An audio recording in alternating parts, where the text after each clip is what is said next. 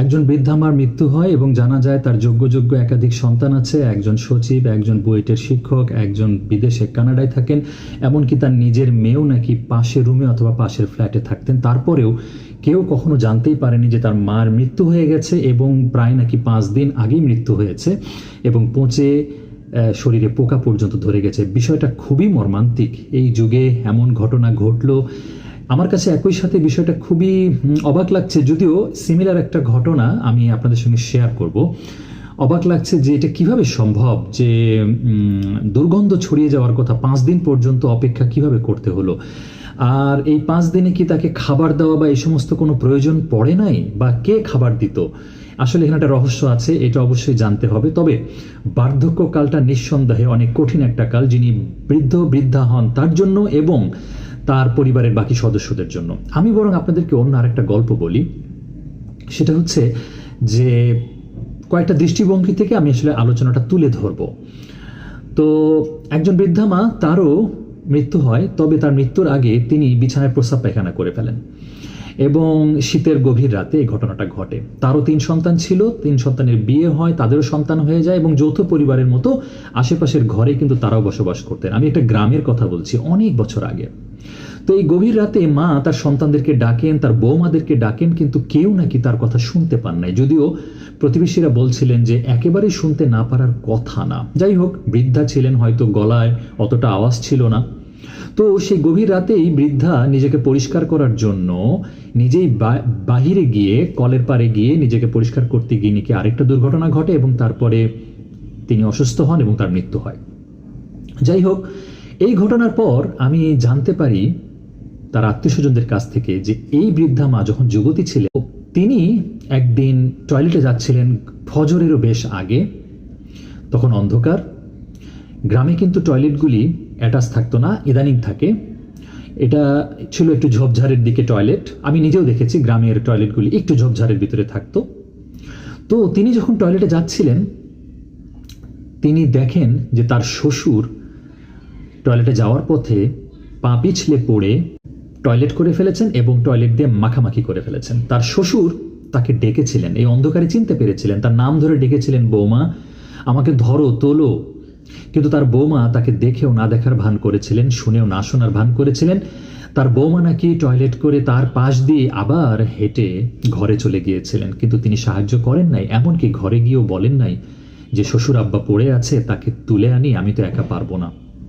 যাই হোক, পরবর্তীতে ফজরের সময় অন্য কেউ তাকে এখানে মাখামাখি অবস্থায় পান, নোংরা অবস্থায় পান এবং তখন তাকে সাহায্য করেন। এবং তখন সেই বৃদ্ধা এই কথা বলেছিল যে আমি তো বৌমাকে কত ডাকলাম, বৌমা তো আমার পাশ দিয়ে গেল, কিন্তু আমাকে তো ধরলো না, আমাকে তো তুললো না। যাই হোক, এই ঘটনার পর আসলে আমরা অনেকেই ঘটনাগুলিকে মেলাই। যদিও এটা দাবি করছি না যে আল্লাহ সুবহানাহু ওয়া তাআলা ওই ঘটনার জন্যই এই মহিলার জীবনেও বৃদ্ধাকালে একই রকম ঘটনা ঘটিয়েছেন, কিন্তু আমরা মানুষের এভাবে ঘটনা মিলিয়ে ফেলি।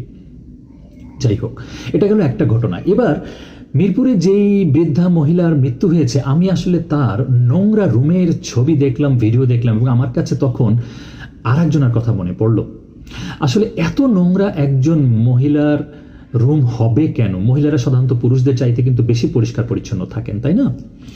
তো এখানেও কিন্তু আমার এখন টার্মটা মনে আসছে না, মানে যারা আসলে কারো কাজ পছন্দ করেন না, নিজেই সব কিছু করতে চান, অনেক কিছু জমিয়ে রাখতে চান ঘরের ভিতরে, তারা কোনো কিছু ফেলে দিতে চান না এবং একটা সময় গিয়ে সব কিছু তারা নোংরা করে ফেলেন। জানি না এনার ভিতরে সেই ডিজিজটা ছিল কিনা, সেই মন মানসিকতা ছিল কিনা, তবে এরকম কিন্তু বাস্তবে আছে যারা নোংরা পরিবেশই পছন্দ করে। যাই হোক, এগুলো আমরা পরে আরো জানতে পারবো। তো আমি আরো অবাক হলাম যে তার কোনো সন্তানই কি আসলেই তার খোঁজ খবর নিত না, খোঁজ খবর নিতে চাইতো না, নাকি তিনি এমন ছিলেন যে তার খোঁজ খবর নেওয়াই যেত না? এই কথাটা কেন বললাম? আমি একজনকে চিনি যিনি সব বিষয়ে প্রচুর অসন্তুষ্ট, সব বিষয়ে তার প্রচুর কথা থাকে।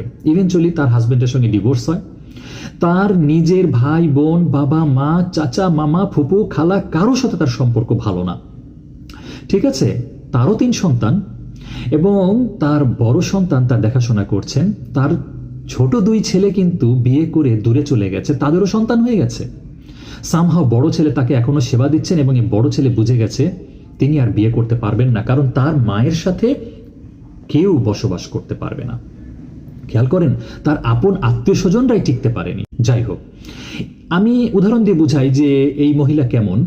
এই বড় সন্তান যে কিনা 30+ হয়ে গেছে, সে হয়তো এশার সালাত পড়তে মসজিদে গেল, বের হয়ে কারোর সঙ্গে ফোনে কথা বললো, ফোনে কথা বলতে গিয়ে যদি 10-15 মিনিট অতিরিক্ত সময় লেগে যায়, ঘরে ফিরলে তার মা এই 30+ ছেলেকে প্রচণ্ড জবাবদিহিতায় ফেলেন, চিল্লাচিল্লি করেন, বকাবকি করেন। এটা নিয়ে আধা ঘন্টা ধরে উনি বকবক করতে থাকেন। হ্যাঁ, যেটাকে বলে যে মাথায় বাড়ি তোলা।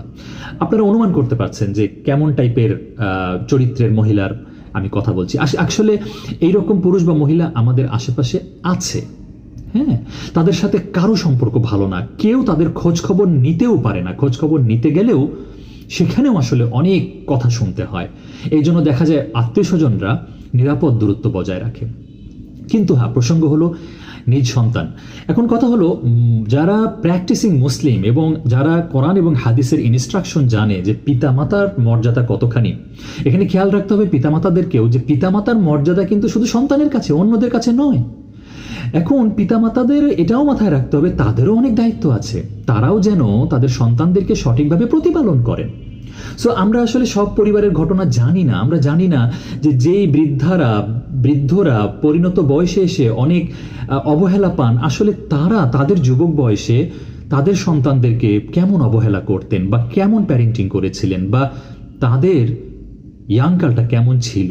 আসলে আমার মাঝে মাঝে মনে হয় এগুলি জানতে চাওয়া আমাদের দরকার, জানার দরকার। যাই হোক, আমি পরিশেষে যেটা বলবো যে ঘটনাটা অত্যন্ত বেদনাদায়ক। এখানে অবশ্যই যথেষ্ট ইনভেস্টিগেশন দরকার। একজন মানুষ মরে আছে 5 দিন ধরে, কেউ জানে না, এইটা টু মাচ। হ্যাঁ, তবে অ্যাট দ্য সেম টাইম বৃদ্ধ বয়স আসলে খুবই কঠিন একটা বয়স, সেই বিষয়ে দোয়া আছে এবং অনেকে এই দোয়া করেন নিয়মিত, যেন বৃদ্ধ বয়সে উপনীত হয়ে সন্তানদের ঘাড়ে বোঝা হয়ে সন্তানদের জন্য কঠিন পরীক্ষা না হয়ে যায়। এবং আমাদেরও উচিত আসলে সেইভাবে দোয়া করা এবং আল্লাহর কাছে কামনা করা। এটা আসলে কঠিন একটা বিষয়, খুব কঠিন, খুবই কঠিন আসলেও। যার জন্য দেখেন আল্লাহ সুবহানাহু ওয়া তাআলা কোরআনে বলছেন যে যদি পিতামাতা বার্ধক্যে উপনীত হয়, তাদের আচরণে, কথাবার্তা, তাদের সামনে আমরা যেন উফ পর্যন্ত না করি। এবং এটা একটা কঠিন কাজ।